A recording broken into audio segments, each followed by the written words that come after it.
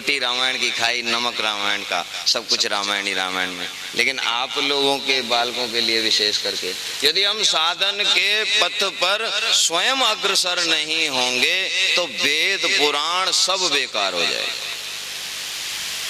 ये किसी काम का नहीं रह जाएगा। बाबा कहा करते थे कथा में कि 3 कृपाएं हैं जिनके बल पर मनुष्य सर्वांगीण विकास कर सकता है, लेकिन 2 कृपा के होते हुए भी मनुष्य को कुछ भी हाथ में नहीं मिलता है। 3 कृपाएं कौन सी है? एक तो ईश कृपा, जिसने सबको बनाया तो उसकी कृपा तो सबके ऊपर बराबर है, सभी उसके पुत्र हैं। दूसरी गुरु कृपा, गुरु कृपा भी सबको सुलभ है। अब तो ऐसे गुरु माइक में ही सब शिष्य बने जा रहे हैं, सुलभ है। लेकिन तीसरी कृपा जो सबसे ज्यादा कीमती है, गुरु कृपा, ईश कृपा, दोनों कृपा बेकार हो जाती है उसके बिना। तीसरी कृपा है आत्म कृपा, जब हम खुद अपने ऊपर कृपा करें। गाड़ी रोज दिल्ली से बंबई जाती है, लेकिन हम रोज बंबई नहीं जाते।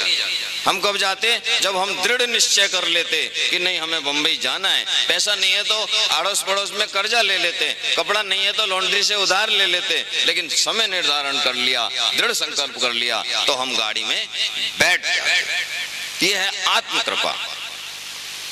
हमें अपने ऊपर कृपा करना पड़ेगा।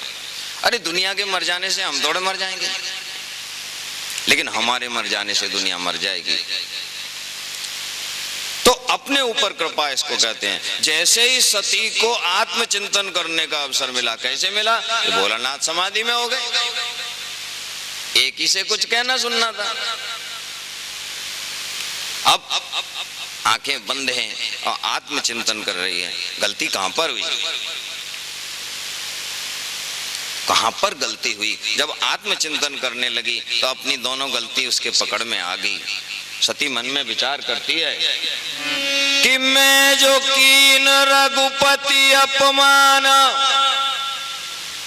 आत्मचिंतन करते ही उसके हृदय में आ गया, जो राम जन जन में रमण कर रहे हैं, जो राम जन जन के प्रिय हैं, जो राम जन जन के हितैषी हैं, उन राम पर मैंने संशय, निज अज्ञान, अपने अज्ञान को प्रभु के ऊपर पटक दिया।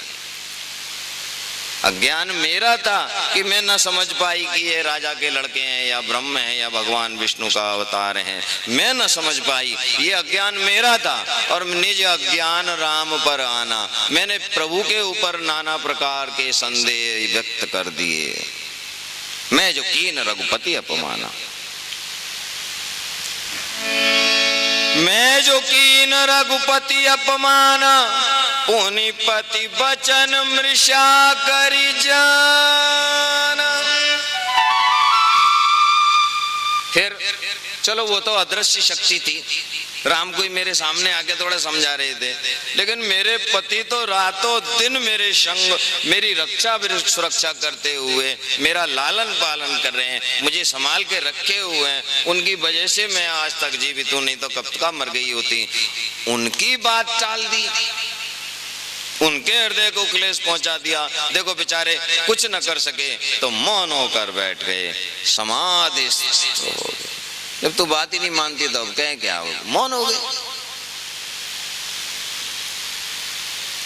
जब आत्मचिंतन करने पर ये बातें समझ में आई तो उसने कहा कि पति के पास, बोले पति के पास जाने से कोई फायदा नहीं, वो तो समाधिस्थ हो चुके, मैं कितना ही रोऊं बड़बड़ाऊं उनके ऊपर कोई असर होने वाला नहीं। वो तो समाधि की स्थिति में, समाधि की स्थिति क्या स्थिति होती है कि शरीर का कोई भान नहीं होता, मन प्रभु के चरणों में जब चला जाता है तो प्रभु तह जय रघुवर वैदेही, बिनु मन तन दुख सुख सुध के। जैसे हमारा ऑपरेशन करते वक्त डॉक्टर हमें सुई लगाकर बेहोश कर देता है, हमारा पेट फाड़ देता है, हमारा पैर काट देता है, हमें पता ही नहीं चलता, क्योंकि हमारा मन शरीर के साथ नहीं है, डॉक्टर ने उसको अलग कर दिया है।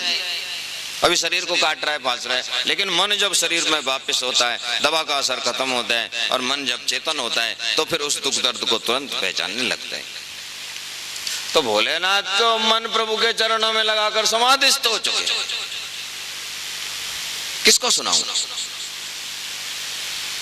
लेकिन मन में फिर सुमिरन करती है, भले वो समाधिस्थ हो गए, लेकिन जो अग जग में सब रहित विरागी, प्रेम ते प्रभु प्रगटे जिमि आगी। जो सर्वव्यापक मेरे प्रभु श्री राम, जिनका दिन रात भगवान शंकर गुणगान करते रहते हैं। अगस्त्य जी ने भी जो कथा सुनाई, बार बार भगवान शंकर ने मेरे को कथा सुनने का अवसर दिया, वो तो